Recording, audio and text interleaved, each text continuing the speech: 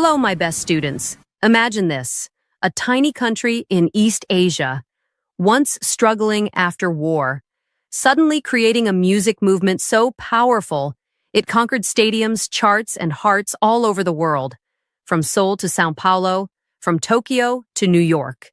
One sound, one culture, one phenomenon has taken over. This is the story of K-pop. Not just music, but performance, fashion, fandom, and unstoppable passion. Today, you'll practice your English while discovering how Korean pop music rose from small stages to become a global wave that shook the music industry forever. Stay with me until the very end, because this is more than just a history lesson. It's the journey of how dreams, discipline, and fans created a cultural revolution. Let's begin. Part 1. Roots of K-pop, a new sound in Korea. To understand K-pop today, the stadiums full of fans, the global charts, the billion views on YouTube, we need to go back to the beginning. The story of K-pop does not start with BTS or Blackpink. It begins decades earlier, in a Korea that looked very different from now. After the Korean War in the 1950s, South Korea was poor and rebuilding. Life was hard, but something important was happening. American soldiers stayed in the country, and with them came Western music. Jazz, rock, R&B, and pop started to mix with traditional Korean sounds. Young people heard a new rhythm, a new energy, and they wanted more. In the 1960s and 70s, Korean singers began experimenting. They mixed local instruments with guitars, drums, and Western melodies. This created a fresh sound, not yet K-pop, but a foundation. Artists like Cho Young-pil became national stars. He is sometimes called the national singer of Korea. His songs blended rock with Korean lyrics, and he became a cultural symbol. But still, music in Korea was controlled. The government censored lyrics and limited what could be played. Pop culture was restricted. So, the Korean music scene grew slowly. Everything began to change in the 1980s and early 90s. Korea was opening up economically, politically, and culturally.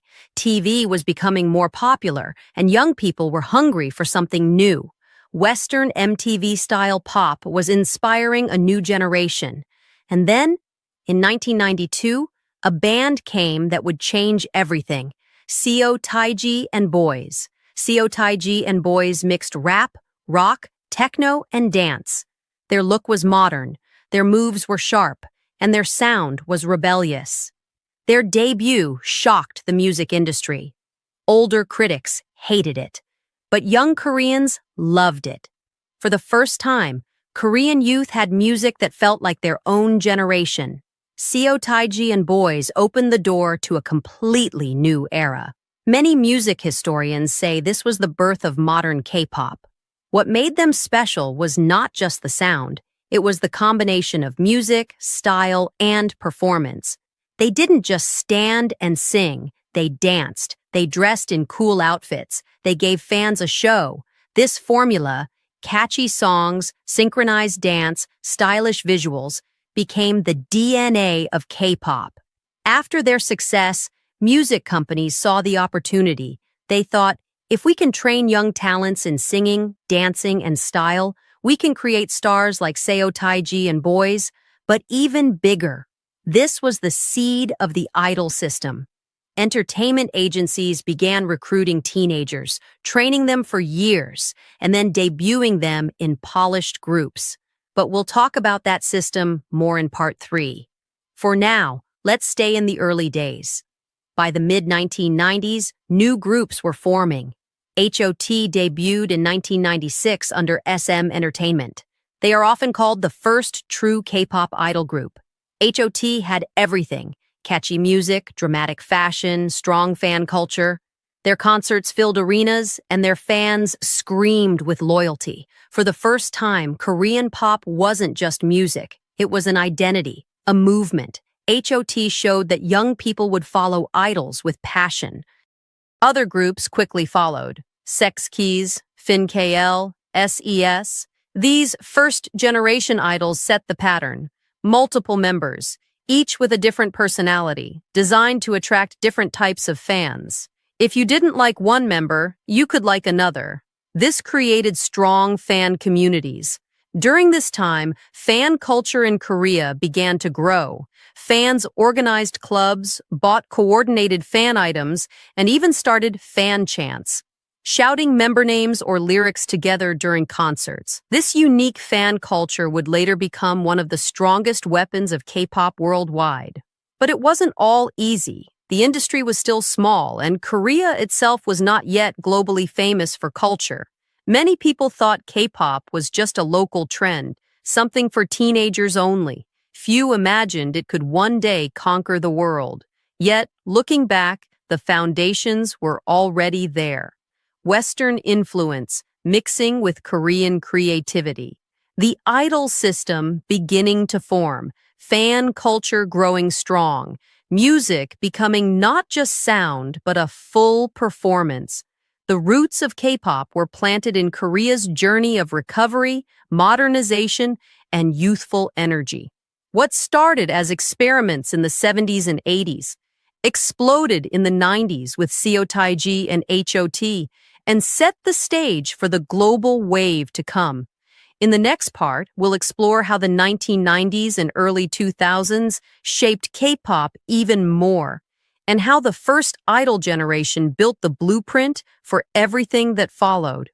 Part 2, the 1990s revolution and the rise of idol groups. The 1990s were the time when K-pop truly began to take shape. The seeds planted by Seotaiji and boys started to grow into something bigger, something organized, something that would soon become a cultural phenomenon. After the shock of Seotaiji's debut in 1992, young Koreans wanted more. They wanted music that spoke their language, their feelings, their style. Entertainment companies saw the demand. And they realized if they could design groups carefully, train them professionally, and present them with perfect style, they could create superstars. This idea was bold. In the West, most pop stars rose on their own, discovered by chance or through small labels. But in Korea, the model was different. The industry would create stars from the ground up.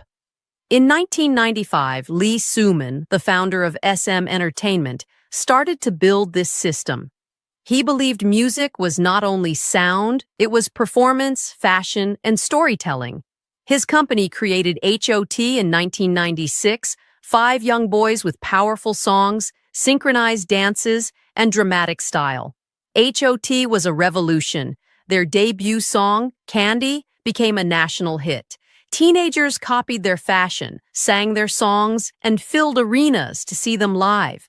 They weren't just singers, they were role models, cultural icons. Fans formed official clubs, wore matching colors, and even organized fan chants during concerts. For the first time, pop music in Korea created an entire youth culture. The success of HOT showed the world that this new system could work. Soon, other companies followed. DSP Media introduced Sex Keys, another boy group, and SM Entertainment also launched SES, one of the first major girl groups. FinKL followed soon after.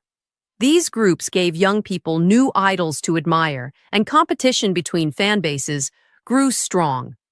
This was also the moment when fandom culture started to define K-pop.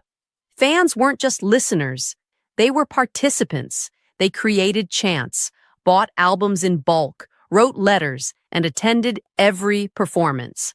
For them, supporting their idols was not a hobby, it was a lifestyle. This passion separated K-pop from many other music cultures around the world. By the late 1990s, K-pop idol groups were everywhere.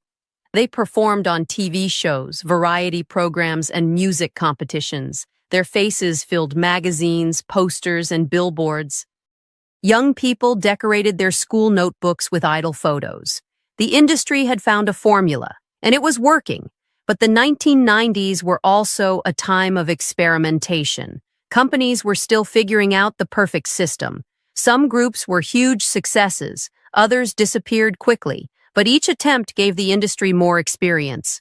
By the end of the decade, the idol system was strong. Audition young trainees, train them in singing and dancing for years, then debut them in polished groups with catchy songs and sharp choreography.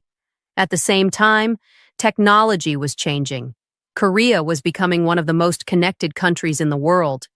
The internet and new TV channels gave idols more visibility. Fans could share music, videos, and news faster than before. This connection helped idols grow beyond just music. They became part of everyday life. And something else important was happening. While idol groups ruled Korea, some artists began to find success outside the country. Korean dramas and movies were becoming popular across Asia, and with them, K-pop songs traveled too. This was the beginning of what people would later call the Hallyu wave, the Korean wave of culture. But we're not there yet. In the 1990s, the focus was still mostly inside Korea. It was about building the system, creating the idols, and discovering how powerful fan culture could be. Looking back, this era gave us the first generation of K-pop idols. Groups like HOT, Sex Keys, SES, and FinKL became legends. They set the model for everything that followed. Multiple members, unique personalities, synchronized dance, catchy pop songs, and powerful fan communities. Without this 1990s revolution, there would be no BTS, no Blackpink, no global K-pop. These early idols built the foundation, stone by stone, for a cultural empire that would one day conquer the world. In the next part, we'll go deeper into the idol system itself, how companies train young talents, the sacrifices idols make, and why this system became the heart of K-pop's success. Part 3, the idol system, how K-pop creates stars. One of the most unique things about K-pop, the thing that separates it from many other music industries, is the idol system. If you want to understand how K-pop became so powerful, you must understand how this system works. In the West, many singers rise naturally. They start on YouTube, play in small bars, or join reality shows. If they are lucky, a label discovers them. But in Korea, idols are not usually discovered by chance. They are created. Entertainment companies design them from the very beginning. It usually starts with an audition. Thousands of teenagers, sometimes even kids as young as 10 or 11, audition for companies like SM, JYP, or YG. Some auditions are open to anyone. Others are scouting programs where talent agents search in schools or even on the street. If you pass, you don't debut immediately. You become a trainee. Trainee life is hard. Imagine going to school in the morning, then spending all afternoon and night training. Singing lessons, dance practice, language classes, fitness, media training. The schedule is strict. Some trainees practice 12 to 14 hours a day. They compete with each other constantly. Only a small number will ever debut. The training system can last years. Some idols train for 7 or 8 years before they finally debut. Others leave without ever performing. It is a system of sacrifice. Many trainees live away from their families. They miss normal teenage life. They focus only on improving their skills, hoping for the chance to stand on stage one day. Why so much training? Because K-pop idols are not just singers. They are performers. They must sing, dance, act, and interact with fans at the highest level. Companies want idols who are perfect packages, good-looking, talented, disciplined, and professional. By the time an idol debuts, they are not beginners. They are polished stars. The companies also design concepts for groups. One group might have a cute image. Another might have a rebellious style. Another could be futuristic or dark. Every detail is planned. Music style, fashion, choreography, and even how members are introduced to fans. Inside each group, members often have roles: the leader, the main dancer, the main vocalist, the rapper, the visual, the most photogenic. These roles help fans connect. Fans can choose their bias, their favorite member, which strengthens loyalty. But the idol system is not only about performance, it is also about connection with fans. Idols are trained to interact closely with their audience. They do fan meetings, autograph sessions, and live broadcasts. They post messages online and even reply to fans. This closeness creates a feeling of family. Fans don't just listen to idols, they feel like they know them. Of course, the system also has criticism. It is very strict. Trainees often live under rules: no dating, no drinking, sometimes even restrictions on personal freedom. Idols work long hours, and their private lives are limited. Many face pressure about appearance and weight. Some people see the system as too controlling, but at the same time, this structure is one reason K-pop became so strong. The idol system creates groups that are not only talented, but also professional from the start. When they debut, they are ready to compete on a global level. Let's look at an example. TVXQ, a boy group from SM Entertainment, debuted in 2003. They trained for years before their first performance. When they came on stage, they were sharp, synchronized, and powerful. They immediately captured attention in Korea and soon across Asia. Fans were amazed at how polished they were. This was no accident. It was the system. Another example is Girls' Generation, who trained for years before their 2007 debut. By the time they came out with Into the New World, they had mastered singing, dancing, and stage presence. Their training paid off. They became one of the most famous girl groups in K-pop history. The idol system also explains why K-pop spreads so well internationally. Because idols are trained in foreign languages, often English, Japanese, or Chinese, they can communicate with fans abroad.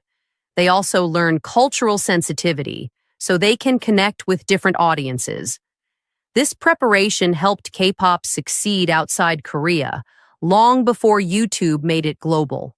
Still, it's important to remember the human cost. Behind the shiny performances are years of hard work, sweat, and sometimes tears. Many idols talk about how difficult trainee life was, but they also say it taught them discipline, teamwork, and strength. So, the idol system is both tough and effective. It creates stars who are more than singers. They are complete performers, brand ambassadors, and cultural icons. This system became the engine that powered K-pop from a local trend into a global movement. In the next part, we'll see the results of this system in action. The rise of early international success stories like BOA, Rain, TVXQ, Big Bang, and Girls' Generation, who began to carry K-pop beyond Korea's borders. Part 4. Early international success. By the early 2000s, the idol system in Korea was strong. Groups were polished, fans were loyal. The music industry had a clear formula. But the question remained, could K-pop move beyond Korea? Could Korean idols win the hearts of people in other countries? The answer came slowly at first, but then it became a wave. One of the earliest international stars was BOA. She debuted in 2000 under SM Entertainment when she was only 13 years old. From the beginning, her company had a vision, not just Korea, but Asia. BOA trained in Japanese, practiced endlessly, and in 2001, she released her first Japanese album. It was a huge success. She became one of the top-selling artists in Japan, which was the second largest music market in the world. This was a breakthrough. For the first time, a Korean idol wasn't only popular at home, she was dominating abroad. At the same time, another star was rising, Rain. He was a singer, dancer, and actor. Rain's powerful stage presence and charisma made him stand out. In the early 2000s, he became famous across Asia, especially in China and Southeast Asia. His concerts sold out, and his dramas, like Full House, boosted his popularity even more. Rain showed that a solo artist could also carry K-pop beyond borders. Then came the groups. TVXQ, also known as DBSK, debuted in 2003. They had strong vocals, sharp dances, and years of training behind them. Their popularity exploded in Korea but soon spread to Japan and China. By the mid-2000s, they were filling stadiums across Asia. TVXQ became a symbol of the power of idol groups outside Korea. Following them, Super Junior debuted in 2005. Their catchy songs and large number of members, originally 12, made them unique. Their hit, Sorry Sorry in 2009, spread far beyond Korea, with fans dancing to the choreography all over Asia. And then there was Big Bang, who debuted in 2006 under YG Entertainment. Unlike earlier groups, Big Bang mixed hip-hop with K-pop. Their style was edgier, their music more experimental. Songs like Lies and Haru Haru became anthems, not just in Korea, but across Asia. Big Bang showed that K-pop could evolve and expand into different genres. For girl groups, Girls' Generation, SNSD, was a game changer. Debuting in 2007, their song G became a national phenomenon in Korea. But more importantly, their popularity reached Japan, China, and beyond. With their bright image, synchronized dancing, and catchy music, they became icons of the second generation of K-pop. Another key group was Wonder Girls, who debuted in 2007 under JYP Entertainment. Their hit song Nobody became the first K-pop track to enter the Billboard Hot 100 in the United States. While their American career was short, this was an important signal. K-pop could cross into the Western market. By the late 2000s, K-pop was no longer just Korean. It was regional. Japan, China, Taiwan, Thailand, and other countries were all part of the growing fan base. This was the early stage of the Hallyu wave, the Korean wave. Korean dramas, movies, and especially K-pop were spreading rapidly through Asia. What made this early international success possible? There were a few key reasons. Language training. Idols like Boe and TVXQ members spoke Japanese, which allowed them to connect with fans abroad. Polished performances. Years of training meant idols looked professional even on international stages. Fan culture. Korean fans set the model and international fans copied it, forming clubs, learning chants, and buying albums to support their idols. Media power. Korean dramas often used K-pop songs in their soundtracks, helping music travel with TV shows. But maybe the most important reason was timing. The 2000s were the rise of the internet. Fans could share videos, music, and news more easily than ever before. Clips of TVXQ concerts, Big Bang songs, or Girls' Generation dances spread quickly online. This digital connection allowed K-pop to cross borders without needing traditional radio or TV. Of course, challenges remained. Many people outside Asia still didn't know what K-pop was. Western markets were hard to break into, but step by step, these early idols were building the road. Think of it this way. Boe, Rain, TVXQ, Super Junior, Big Bang, Girls' Generation, Wonder Girls. They were like builders. They laid down the foundation stones. They proved K-pop wasn't just local. They opened the doors little by little so that the next generation could walk through. By the end of the 2000s, K-pop had become a regional powerhouse. The question was no longer, can K-pop leave Korea? The question was, how far can it go? And in the next part, we'll see how far it went, the Hallyu wave. We'll explore how Korean culture, powered by K-pop, spread across Asia and prepared to take on the entire world. Part 5, the Hallyu wave, K-pop conquers Asia. By the late 1990s and early 2000s, something powerful was happening, not just in Korea, but across the region. Korean culture, dramas, movies, fashion, and especially music was beginning to flow out of the country. People in China, Japan, Taiwan, and Southeast Asia were falling in love with it. This movement became known as the Hallyu wave, or the Korean wave. It started quietly. In the late 1990s, Korean dramas like Winter Sonata and Autumn in My Heart were broadcast in other Asian countries. These shows were emotional, beautifully filmed, and very different from local dramas. Viewers became obsessed. They cried with the characters, they loved the romantic stories, and they began to admire Korean actors and actresses. Along with the dramas came the soundtracks. These songs were often emotional ballads sung by Korean artists. As the dramas spread, so did the music. Suddenly, people in Japan or China were singing Korean songs they heard in TV shows. This created a bridge from dramas to music. At the same time, idol groups like TVXQ, BOA, and Rain were already pushing into markets like Japan and China. Their polished performances and catchy songs fit perfectly with the interest created by dramas. Fans who loved Korean TV also wanted to hear Korean music. By the mid-2000s, the wave grew stronger. Super Junior, Girls' Generation, Big Bang, and Wonder Girls were dominating charts not just in Korea, but across Asia. Concerts in Thailand, Taiwan, and Singapore sold out quickly. Japanese fans lined up for albums. Chinese fans filled stadiums.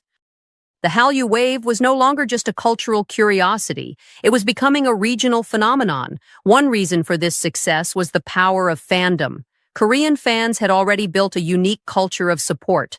Light sticks, fan chants, coordinated events.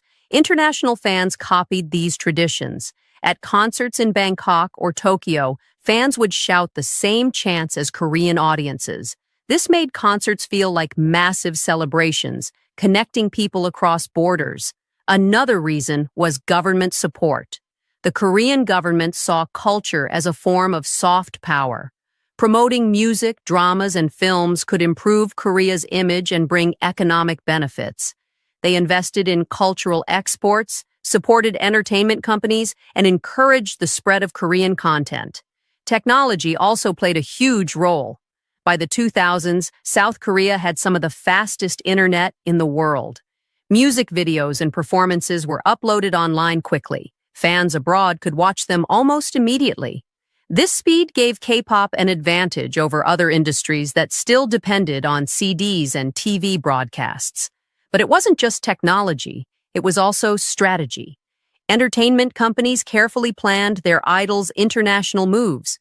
For example, BOA released full Japanese albums. TVXQ did interviews and TV shows in Japan. Super Junior created subunits like Super Junior M, which sang in Mandarin for the Chinese market. This localization made fans feel included. The Hallyu wave also created new kinds of fan behavior. Fans didn't just listen to music, they organized. They bought multiple copies of albums to push their idols up the charts. They streamed videos repeatedly to increase view counts. They sent gifts, letters, and sometimes even food trucks to idols. This level of dedication was rare in other music cultures, and it gave K-pop a special strength. By the late 2000s, the results were clear.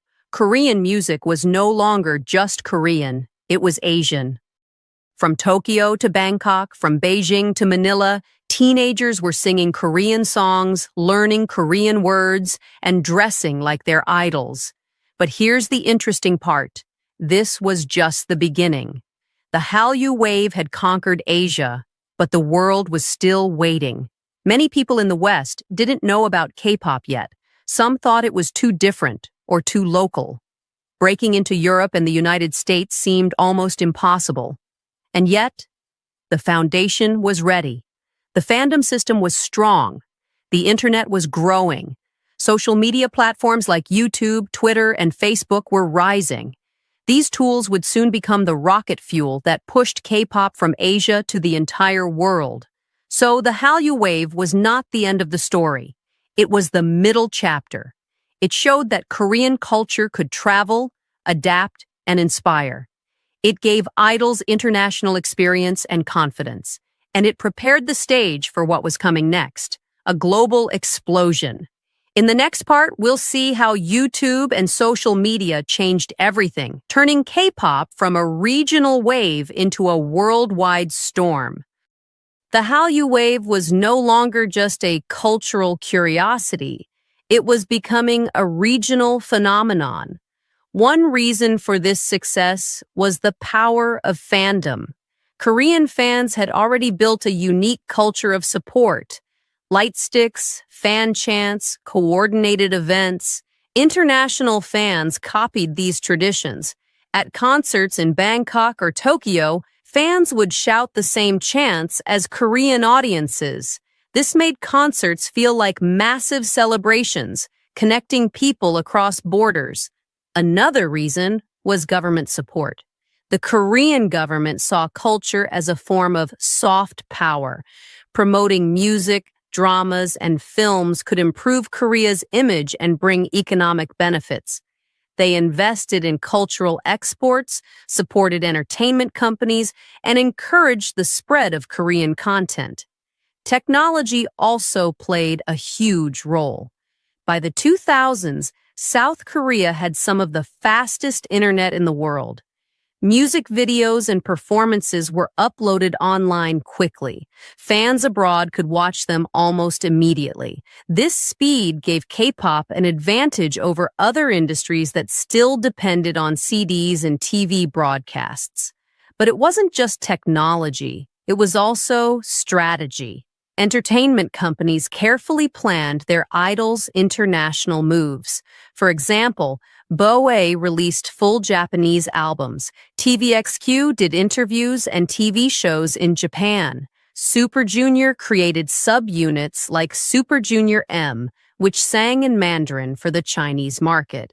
This localization made fans feel included. The Hallyu wave also created new kinds of fan behavior.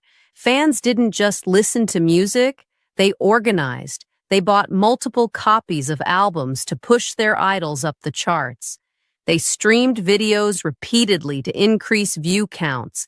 They sent gifts, letters, and sometimes even food trucks to idols. This level of dedication was rare in other music cultures, and it gave K-pop a special strength. By the late 2000s, the results were clear. Korean music was no longer just Korean. It was Asian. From Tokyo to Bangkok, from Beijing to Manila, teenagers were singing Korean songs, learning Korean words, and dressing like their idols. But here's the interesting part. This was just the beginning. The Hallyu wave had conquered Asia, but the world was still waiting. Many people in the West didn't know about K-pop yet. Some thought it was too different or too local. Breaking into Europe and the United States seemed almost impossible. And yet, the foundation was ready. The fandom system was strong. The internet was growing. Social media platforms like YouTube, Twitter, and Facebook were rising. These tools would soon become the rocket fuel that pushed K-pop from Asia to the entire world. So, the Hallyu wave was not the end of the story. It was the middle chapter. It showed that Korean culture could travel, adapt, and inspire. It gave idols international experience and confidence, and it prepared the stage for what was coming next, a global explosion. In the next part, we'll see how YouTube and social media changed everything, turning K-pop from a regional wave into a worldwide storm. Part 6, YouTube and Social Media, K-pop Goes Global. By the late 2000s, K-pop was already strong across Asia. Idols filled stadiums in Japan, China, and Southeast Asia. But outside of Asia, many people still didn't know what K-pop was. Western radio didn't play Korean songs. American TV didn't show idol performances. For a while, it seemed like K-pop might stay regional. But then, something unexpected happened. The internet, and especially YouTube, became the bridge that connected K-pop to the world. In 2009, YouTube was still young. People were uploading funny videos, short clips, and music content. But K-pop companies were smart. Instead of keeping their music limited to Korea, they started uploading official music videos online. This was a turning point.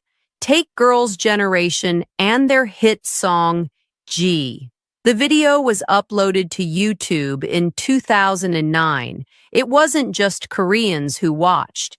International fans discovered it too.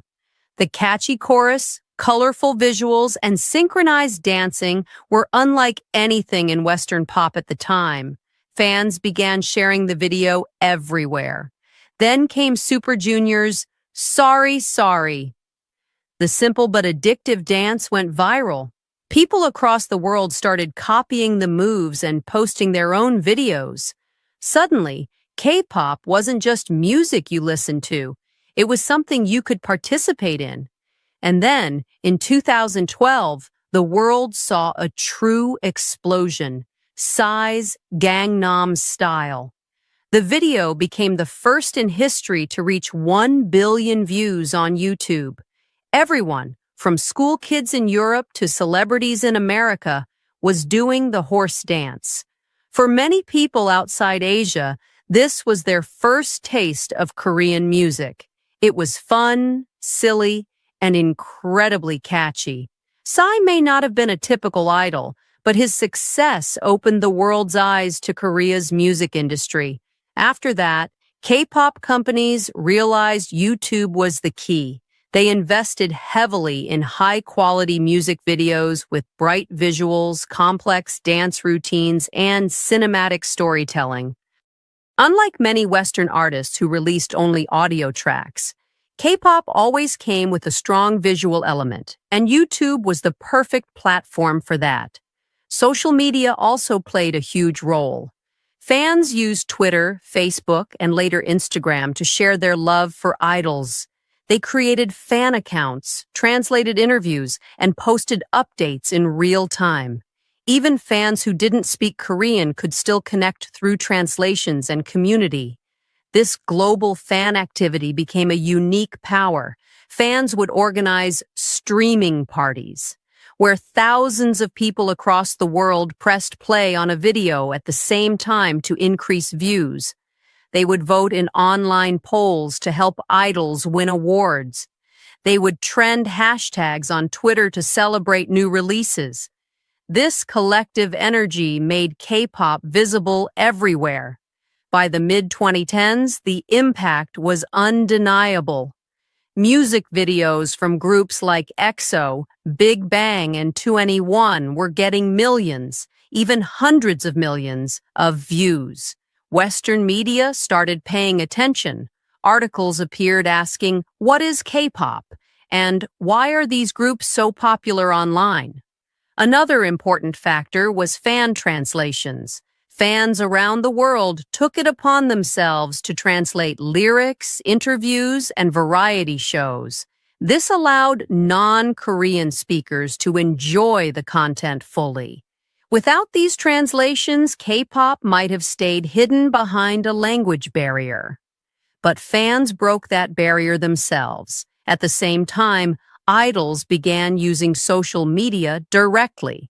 They posted selfies, live-streamed chats, and shared messages with fans worldwide.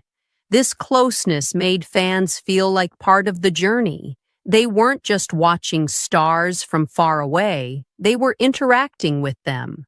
The results? By the late 2010s, K-pop had moved far beyond Asia.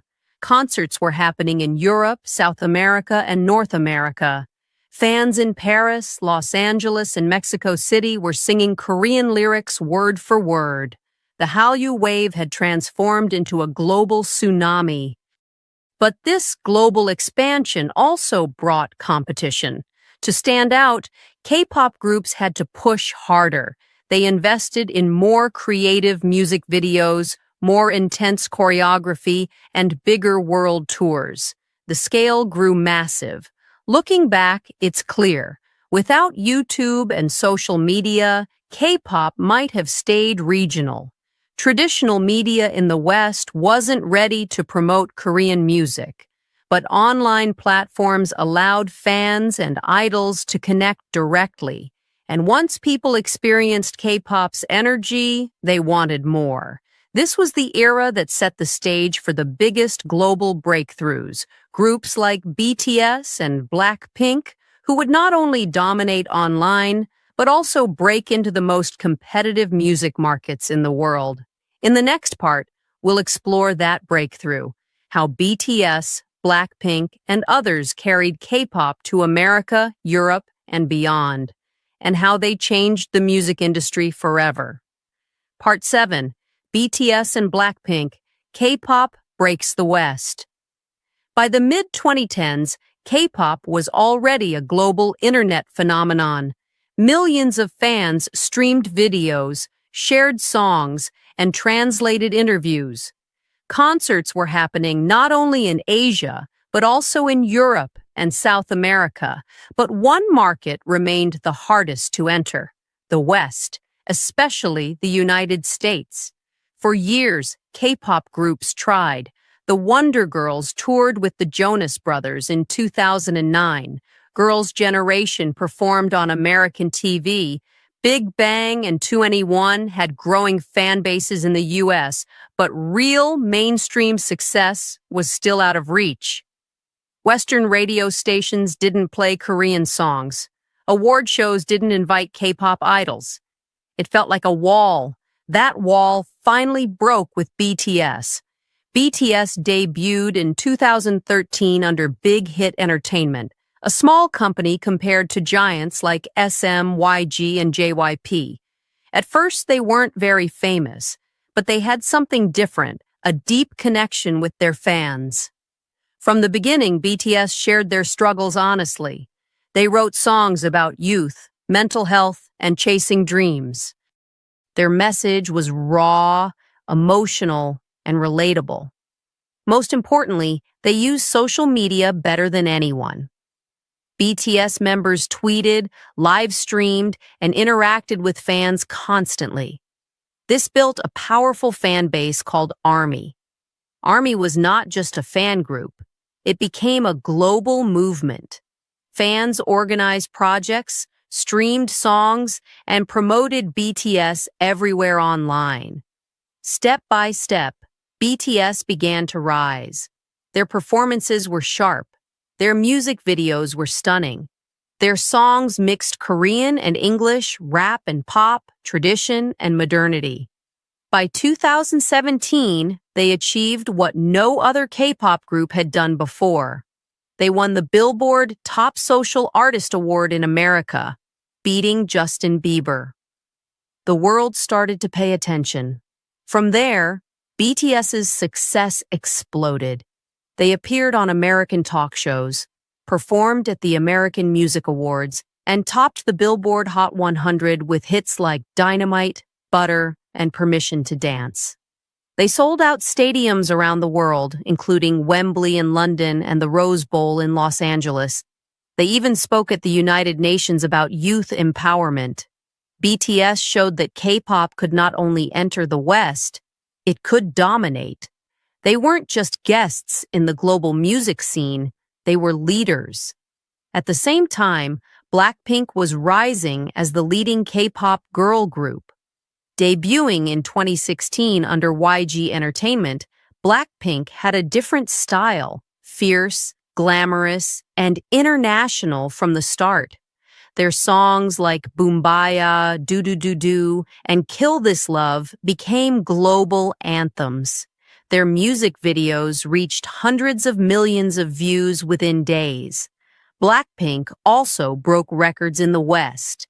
They were the first K-pop girl group to perform at Coachella, one of the most famous music festivals in the US. They collaborated with Western stars like Lady Gaga, Dua Lipa, and Selena Gomez. Their fandom, called Blinks, grew to tens of millions across the globe. Together, BTS and Blackpink became cultural ambassadors. They didn't just sing. They represented Korean culture on the biggest stages. They showed that language was no barrier.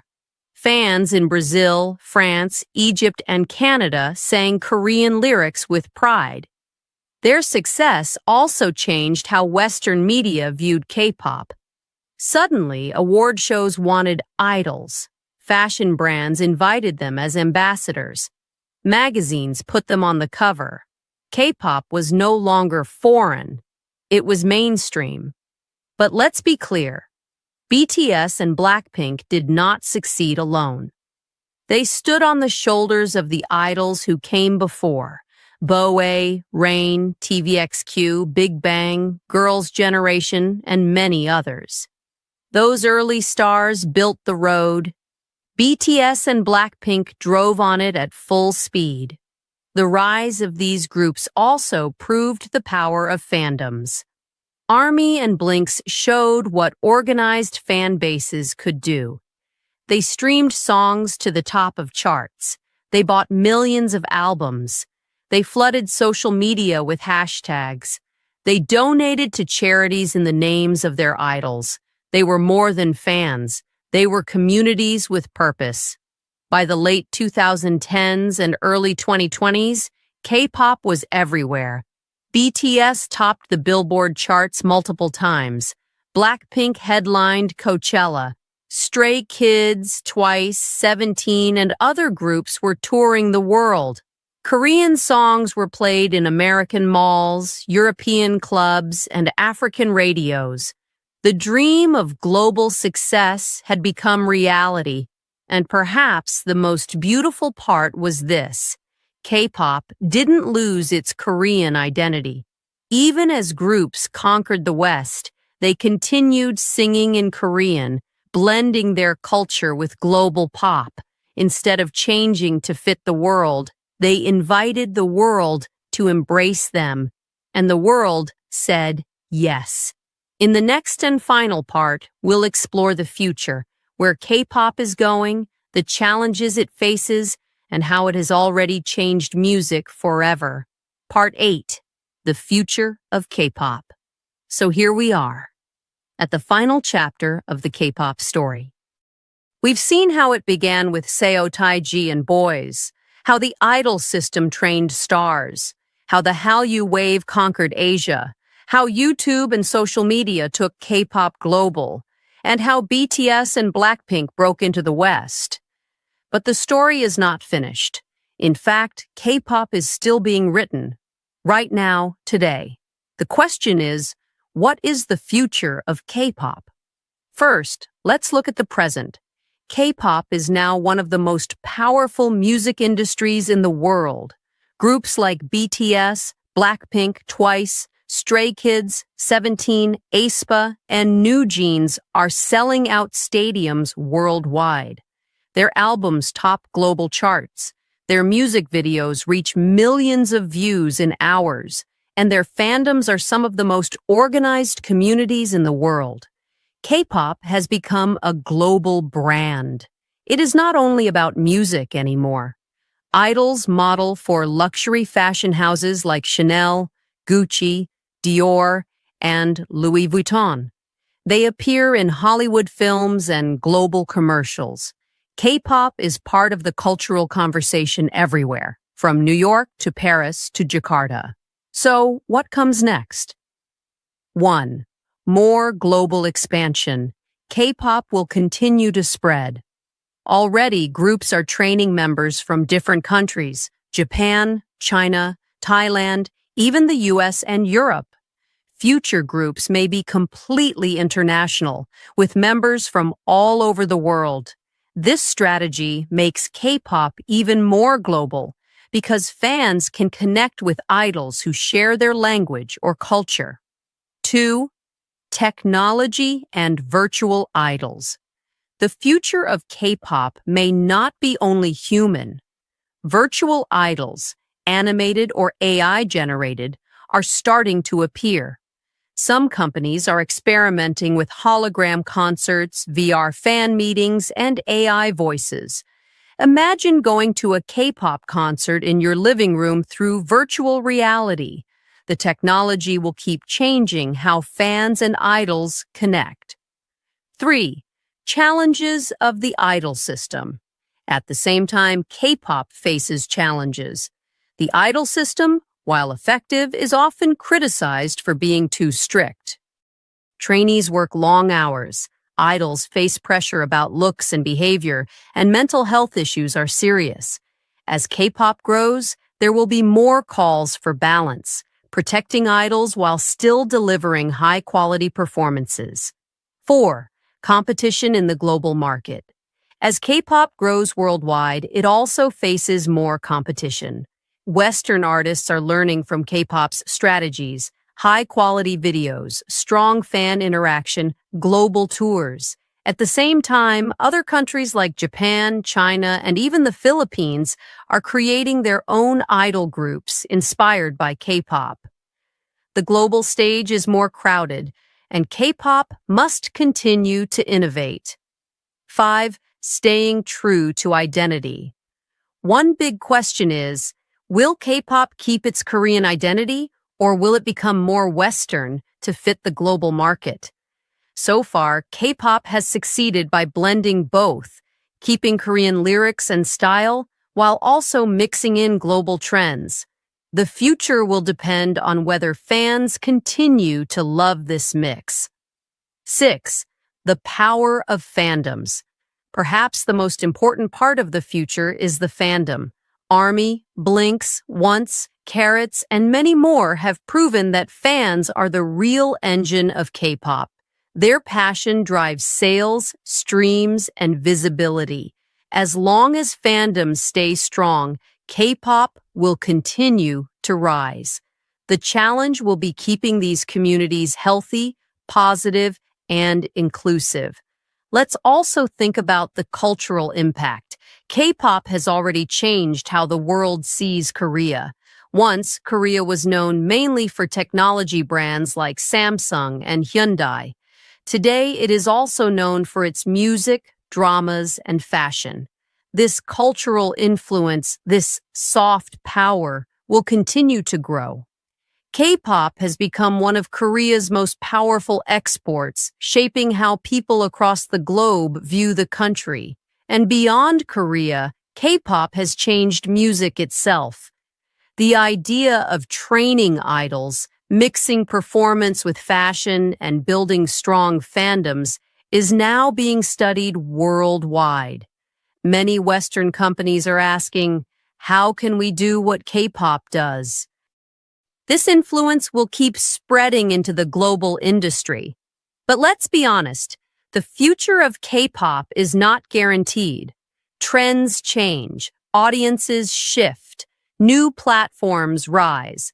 To survive, K-pop must keep innovating. New sounds, new performances, new ways to connect with fans. If it does, it will continue not just as a trend, but as a permanent part of world culture. The story of K-pop is, at its heart, the story of dreams. Trainees dream of debuting. Idols dream of success. Fans dream of seeing their idols shine. And together, those dreams have built something bigger than anyone imagined. So, what is the future of K-pop? It is uncertain. It will face challenges. But one thing is clear. The wave is not over. It is still moving, still growing, still surprising the world. From the streets of Seoul to the stadiums of London, from YouTube videos to Grammy stages, K-pop has already proven that music has no borders, and its future will be written not only in Korea, but in the hearts of millions of fans around the globe.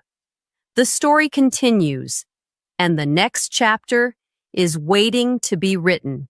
From Seo Taiji and boys in the 90s, to HOT and girls' generation, to BTS and Blackpink selling out stadiums across the planet. The story of K-pop is the story of persistence, of dreams polished into diamonds, of fans who turned music into a movement. K-pop didn't just conquer Asia, it conquered the world, and it proved something powerful. Music has no borders. You've just traveled through decades of history while practicing your English, and I hope you felt the energy, the passion, and the inspiration that makes K-pop unstoppable. If you enjoyed this episode, make sure you subscribe because more inspiring English learning journeys are on the way. Until next time, keep learning, keep dreaming, and keep flowing